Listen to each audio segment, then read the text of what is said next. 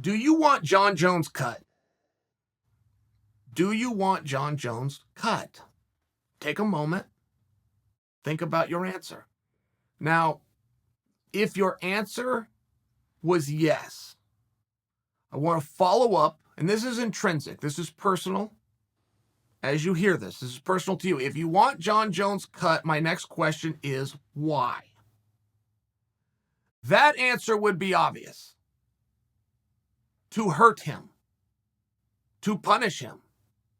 Right?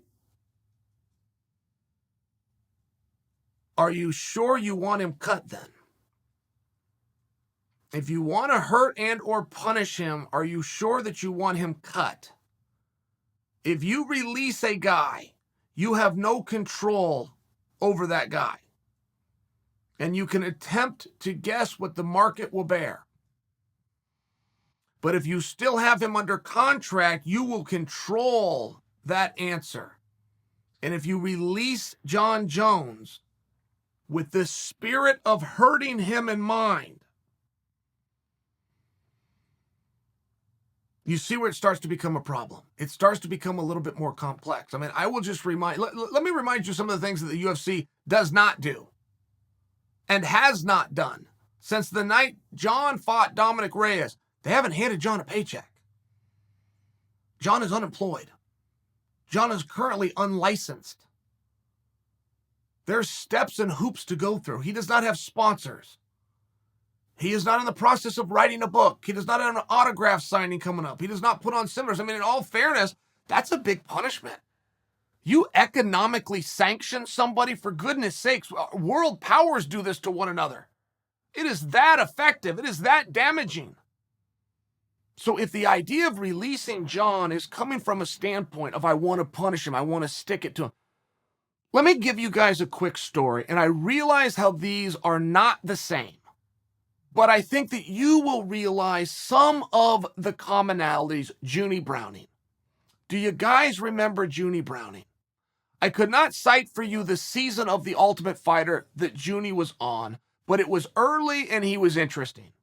Now, he was interesting for all of the wrong reasons. He drank too much. He had a big mouth. He was a jerk. He wasn't near as tough as he thought he was. I mean, you could go right through it. But for television, he was absolutely compelling. I used to tune in to watch him. I watched every single week. I not only can't tell you the season it was, I can't tell you who the coaches were. I could not tell you one other athlete that was on there. If you gave me some names, yes, I could identify athletes that were on The Ultimate Fighter, but for this specific time, I only remember Junie. I only remember that. And the guys, because of Junie's behavior, wanted him sent home. It was a big deal where Dana had to come in and speak to him and go, guys, what is it he's done? They laid out their case.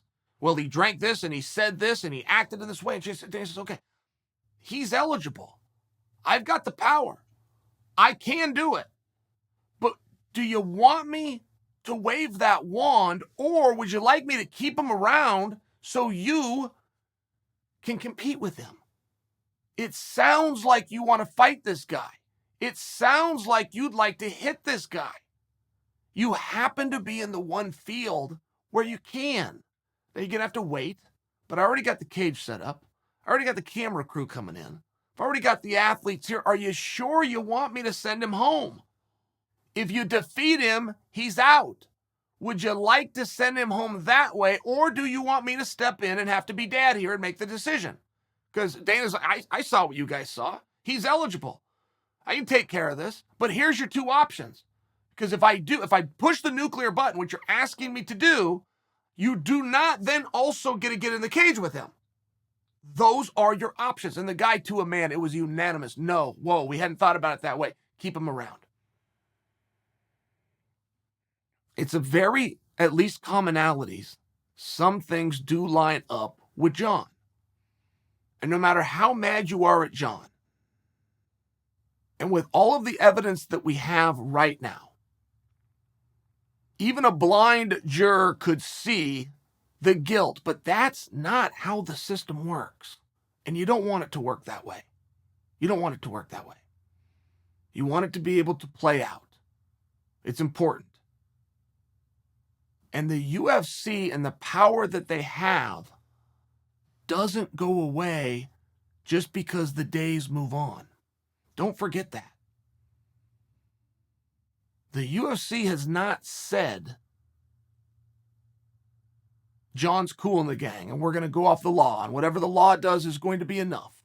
And if the law decides everything's fine, then everything's fine with us. They haven't said anything. All they have said is that the order of the decisions will start with the legal process. That's important. It's very important because I'm reading a lot of really odd comments coming towards Dana. Dana didn't do anything wrong. It's quite the opposite. Dana had a beautiful week.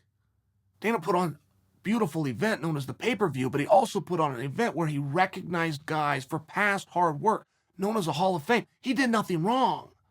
To drop this in his lap, and don't forget the statement, Dana hasn't cleared anybody. He's allowed himself to reserve that decision for a moment in time. To me, that sounds reasonable. That looks reasonable. And before you want a knee-jerk reaction and you want something done right now, remember what the release will do. If you think a release just means Jon never gets the pleasure of the experience of competing in the UFC again, guys, he hasn't competed in the UFC in a meaningful period of time, has no active contract to do that, doesn't have a license anywhere. I think for you, the fan, nothing would change. You don't want to see Jon Jones? You haven't seen Jon Jones. See what I'm saying? If somebody was to relinquish control of that contract, they would relinquish control of the situation that you want dealt with. Be patient. This is reasonable. Dana's right.